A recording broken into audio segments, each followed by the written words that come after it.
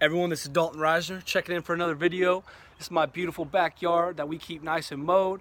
I'm at the house. I'm just in the back porch and wanted to talk to you guys today and make a little bit of a video. I know it's been a while.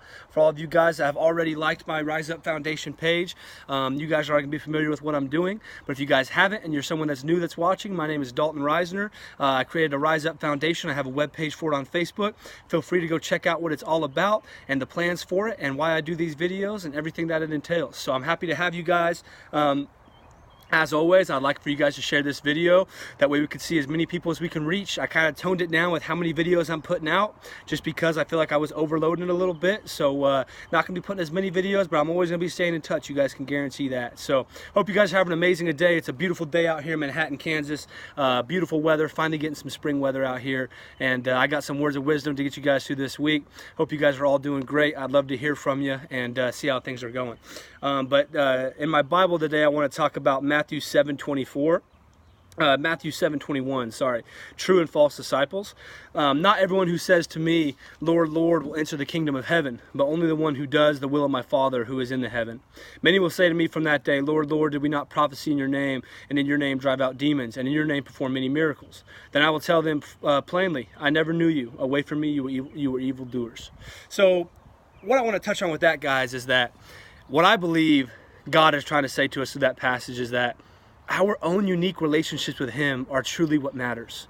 So people can go out and prophesy in God's name and do it for the wrong reasons and act like they're great Christians, but they go home and they don't have a relationship with God at all. They just do it for other people to see. Listen, God knows that. God knows the relationship that He has with each and every one of us. So I encourage you guys to not be the type of Christians that just like to say those type of things and go out and do those things in front of other people. But when you get home and you're by yourself, talk to God. Talk to God and build that relationship with Him like you would build with a friend, and treat Him as a friend. And that's what I've learned with my relationship with God. God's one of my best friends. I get to talk to God about things that I don't talk to a lot of people about, and it's great because He listens. That's for dang sure.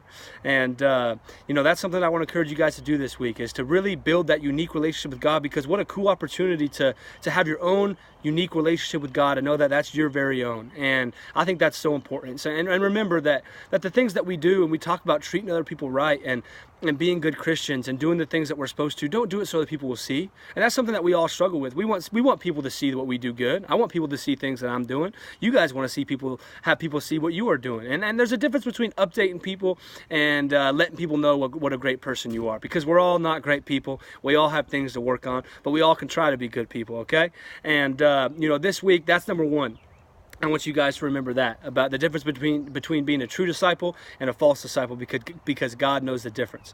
And number two, I want to talk about being grateful. I've talked a lot about on this video series about you know, realizing how great you have it and being positive and waking up and getting after it and on and on and on. But one thing that I haven't really talked about very much is not taking things for granted. And I talk about anything in your life. I'm talking about the clothes that you have on. I'm talking about the sun. I'm talking about the house that you live in. I'm talking about your kids, your family, your wife, your husband, anything, school, sports, anything. I just really want to encourage you guys this week to not take anything for granted, because what I've learned is that when something that you love or something that you like gets taken away from you, things change a lot, and it's hard. It's hard to lose that thing.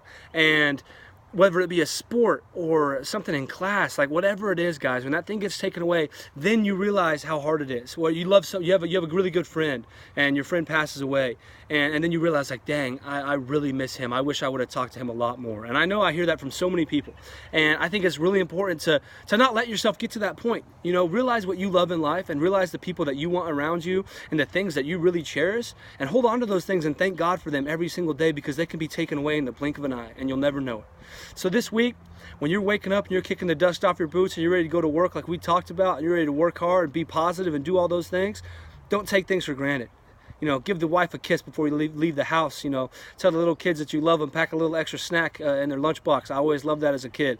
Mom always took care of me with that. And then, you know, don't take anything for granted this whole week. And I just hope that you guys are doing great. I'm going to get a little more updates with the Rise Up Foundation later today.